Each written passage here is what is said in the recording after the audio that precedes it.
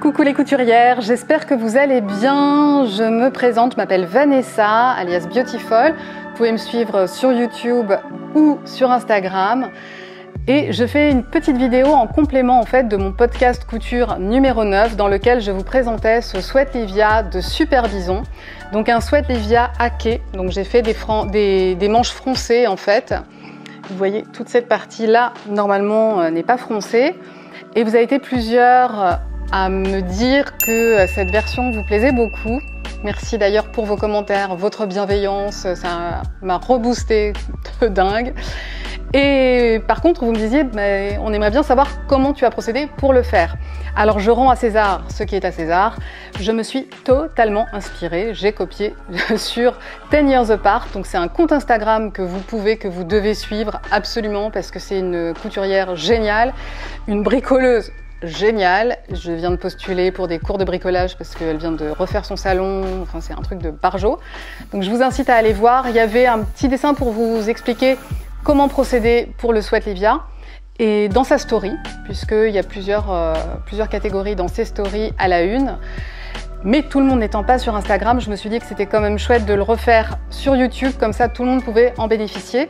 Donc je vais vous montrer comment j'ai procédé de mon côté pour hacker ce sweat de Super Bison. Je vous fais juste un petit récap sur le patron, parce que là, moi, c'est mon troisième modèle de ce patron.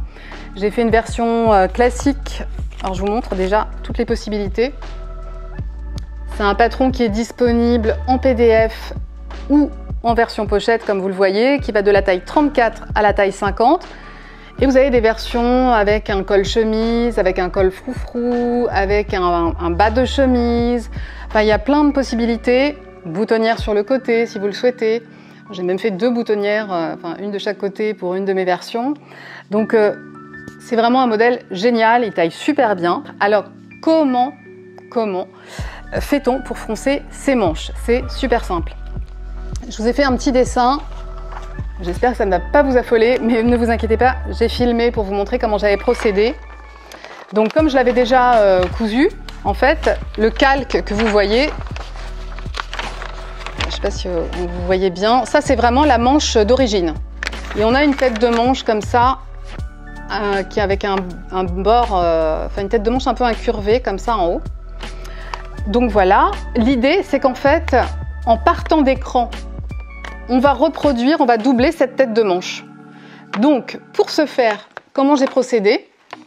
Alors, j'ai d'abord créé une seconde tête de manche identique à celle-ci, qui allait me servir à bien me repérer pour bien me caler pour la suite.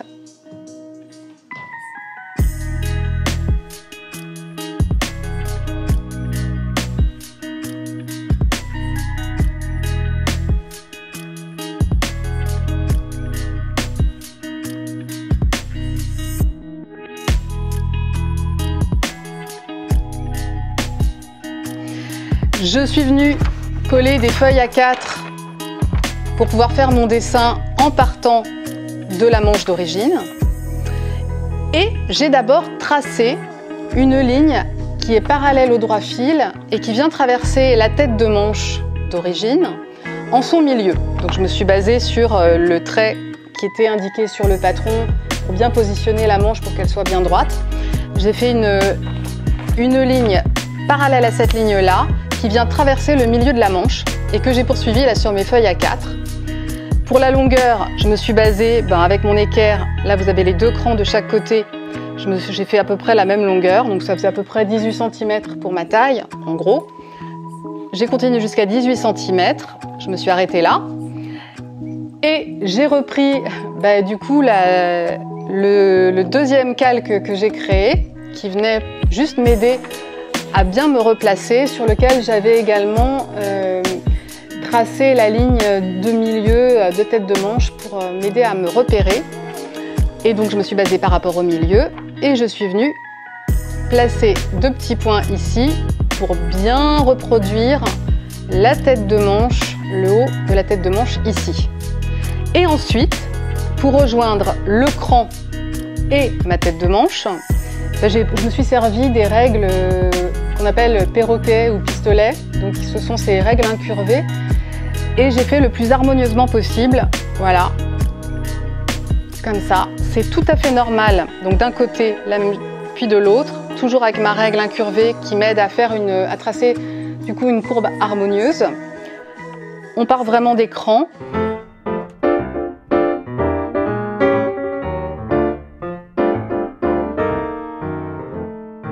Et l'important, c'est ne vous inquiétez pas si le haut est plus allongé que votre tête de manche d'origine.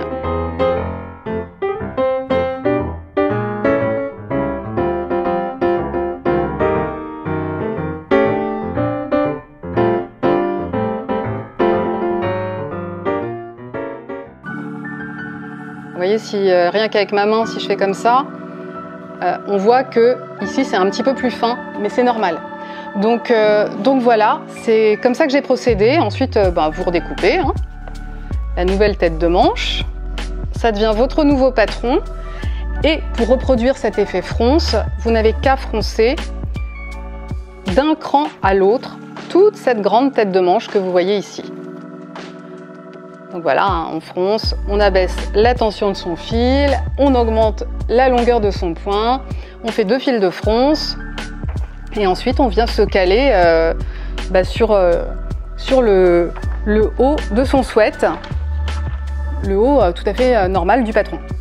Donc voilà, vous voyez, c'est simple, c'est vraiment... là, je vous ai montré comment j'avais procédé pour surtout bien aligner en fait ma nouvelle tête de manche, qu'elle soit vraiment dans la continuité et bien droite par rapport au modèle initial. Donc j'espère que ça va vous inspirer pour vous lancer et reproduire ce patron qui est vraiment super. Je l'adore avec une chemise, je l'adore avec les manches froncées. J'avoue que ça donne un côté stylé. Donc comme j'expliquais dans mon podcast, au départ j'étais venue chercher un sweat. D'ailleurs celui-là vient de chez Léonie Pic-Pic, un magasin donc, qui ne fait que du bio certifié GOTS, qui se trouve dans le 15e arrondissement à Paris et que j'adore. Et j'étais venue chercher une matière sweat qui était, je la voulais plus colorée. Et j'étais tombée sur cet anthracite. Comme la matière était super douce, d'une super qualité, j'avais quand même craqué pour ce gris. Et voilà, je trouve que ça lui donne un côté un peu rock. Voilà, carrément. D'avoir ces manches comme ça, un peu froncées. Donc j'espère que ça vous donnera envie de coudre plein d'Olivia, de Super Bison. Et en tout cas, je comptais sur moi pour vous refaire des petits compléments de vidéos comme ça. Et n'hésitez pas à me dire dans les commentaires si j'ai manqué de précision et qu'effectivement, avec un petit dessin, on comprend quand même un petit peu mieux. Donc moi, je vous embrasse. Je vous dis à très vite pour un prochain podcast qui ne devrait pas être dans 1000 ans. Pourquoi? Parce que je viens de faire des tests pour la nouvelle collection de l'atelier 8 avril, la marque créée par Pauline Love-Lola. Et franchement, la nouvelle collection est une tuerie atomique. Donc je crois que je ne vais pas attendre d'avoir cousu d'autres modèles. Là, je suis sur le dernier patron pour ma version finale et je crois que dès que j'ai mes 3 patrons définitifs, je ferai une vidéo parce que c'est vraiment une tuerie. Il y a 3 tueries, c'est fou. Donc je vous dis à très vite et je vous embrasse. En attendant, prenez soin de vous et bisous bisous, ciao, salut les couturières. Bonne création et bon Livia alors. Hein. Bonne manche.